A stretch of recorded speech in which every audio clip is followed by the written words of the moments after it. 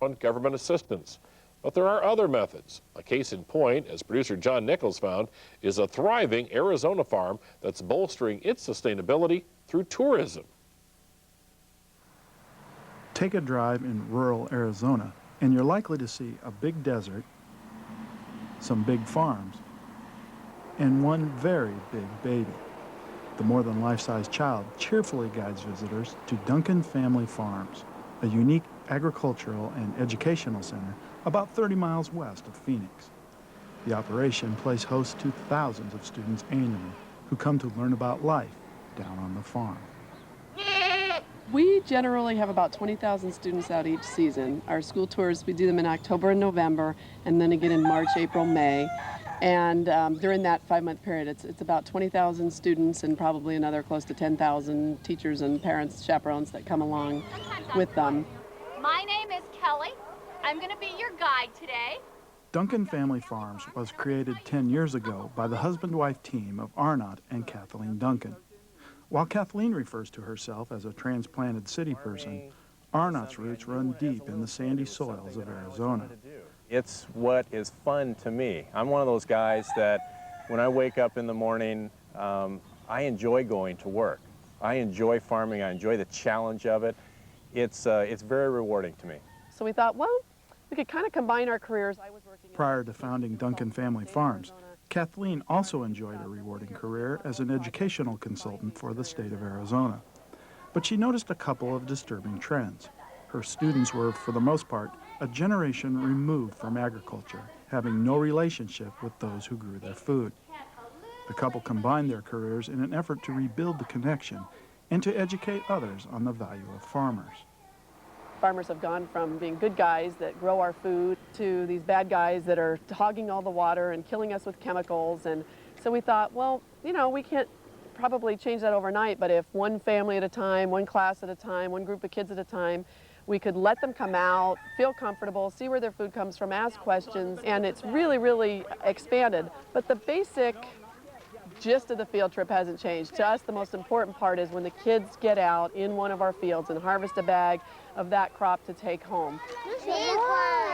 We don't put anything out that they can't touch. We want them to experience and feel and remember everything, because that's how most people learn. While Duncan Family Farms is well known locally for its educational tours, it is very much a working farm which produces a wide variety of crops. Arnott Duncan claims the educational side is just one more way of diversifying the operation. This is a farm that wants to stay here. This is a farm that's looking for any way possible to move forward successfully, sustaining ourselves both emotionally and economically, and trying to find a balance in our lives in doing so. When you talk to farmers that are associated with the sustainable movement, ask them about these questions, and you'll find almost invariably that family and community and those things are important. Dr. John Eichert is a rural economist with more than 40 years' experience examining trends in farm country. He claims progressive rural operations that consider themselves part of a larger community are sustainable. And they come in and say, we'll do it if it's good for the family, if it's good for the community, if it's good for the land, and if it's good for us economically. That's the way I define a sustainable farmer, is a farmer that's asking those questions, because that will move them in the direction of having a more sustainable system. Duncan Family Farms combines elements of traditional farming with agritourism in an effort to be sustainable. The backbone of the farm is a 2,000-acre vegetable operation with annual sales in excess of $4 million. Over the past 10 years, more than 200,000 children have visited the farm on school tours. And the Autumn Pumpkin Festival attracts 40,000 people annually. We want our community to say, that's our farm. And if someone wants to come in and try to zone us out, if they want to do anything that would negatively impact our farm, we would really like our community to come forward and say, that's our farm. You can't do that to our farm. It's unlikely that Duncan Family Farms will be rezoned anytime soon, in part because of its neighbors. Just south of the operation lies one of Arizona's state prisons. While developers are less than enthusiastic about having convicts next door, the Duncans claim the prisoners help them and the larger community at the same time.